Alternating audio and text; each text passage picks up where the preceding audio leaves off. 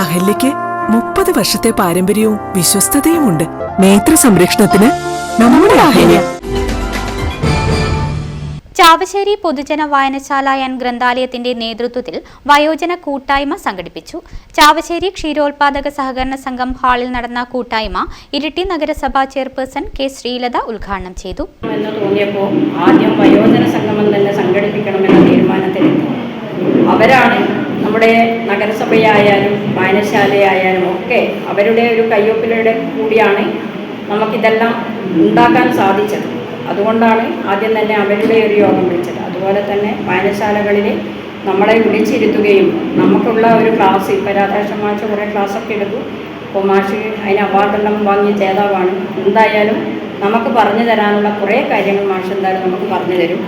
അപ്പോൾ അതൊരു നല്ല ഒരു അന്തരീക്ഷത്തിലാണ്. നമ്മളെന്തായാലും ഉച്ചക്ക് കുറച്ച് സമയം എല്ലാവരും കിടന്നുറങ്ങുന്ന സമയത്താണ്.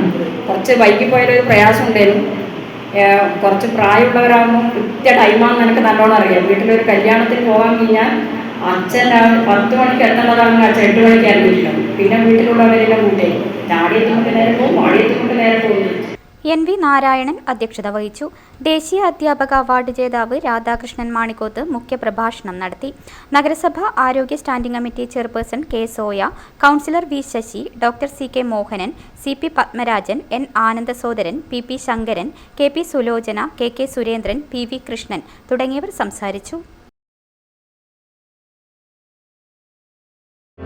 Madhurag gold and diamonds, Madhurag building, Kannur road, Chakkarakal.